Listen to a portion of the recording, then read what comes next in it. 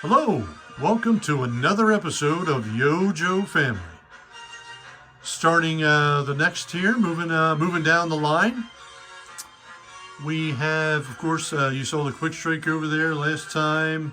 There's a little bit of the Mobat, but over here we have a watchtower. That's not the original Joe watchtower. That was given to me by my boys. They got it's actually, I think, from the dollar store, but it looks great. It looks like it's just part of the thing, part of the Joe team. Okay, we have them in the back there. Of course, we got Thunder and the Slugger. He's moving up to give some artillery support. That is an equalizer, but it's not quite the one that I have for my original video series.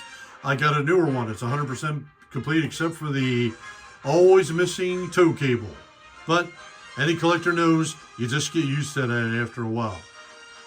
We have Cross Country and his Havoc.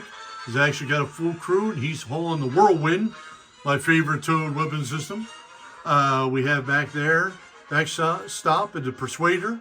He's coming up for some reinforcements. We have the Joe Lynx here. Didn't come with a driver, that particular vehicle, so I just put a driver in. We have coming up behind the Mobat, the Steeler. We got Hulk leading the charge. Now we do have some regular ones: Sci-Fi, Breaker, Flash, Recoil, Blowtorch, another Duke. But over here behind that, we have Low Light taking up position against those Cobra snipers. But we also have, there's a custom female sniper and another sniper over here.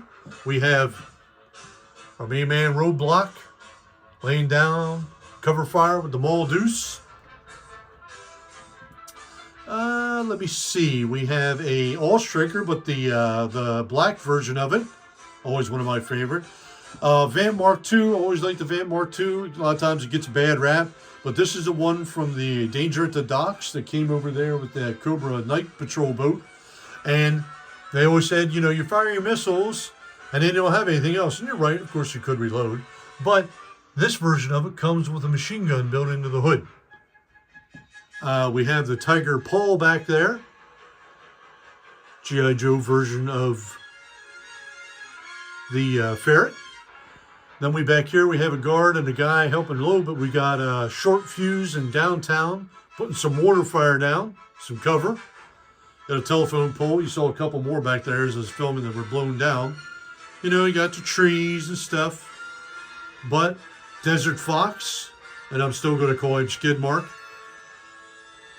We got reinforcements coming up along the line here beside these guys. Back here behind the guys running across the bridge, we got Lifeline and Stretcher helping a wounded. Now this other medic over here helping this guy, he's actually Lifeline too, just a different version, but I, reuse them. There is a custom, was a Cobra Ferret turned into a G.I. Joe medical ATV. And I have one of the many female army builders from good old Dollar Tree. Can't go wrong. That's where I have 90% of the female figures on here because, G.I. Joe, it's a guy toy. That's what they say. Of course, back here is my original Mauler. Missing a lot of pieces, but it's one I've had for a while. So it's in the mix here, right behind the bazooka nest. But and then right over here, coming up to the last part of this series, is, let me take those out of there, is the flak. That's the flak that came from my friend Matt, found it in Maryland at a swap heap or whatever you want to call it. I don't want to call it an antique store, but and he found them for $5, complete stickers, perfect, everything, $5. We have Bomb Strike there. She's calling in some air support. She's got the drone fighter there, the guy radioing in, got the radio there too, and a guard. So, yep, there is the next section, guys. Just loving this stuff.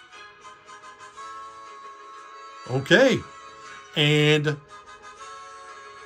That'll do it for this episode. We can't wait to see you guys again for another episode. Yo, Joe.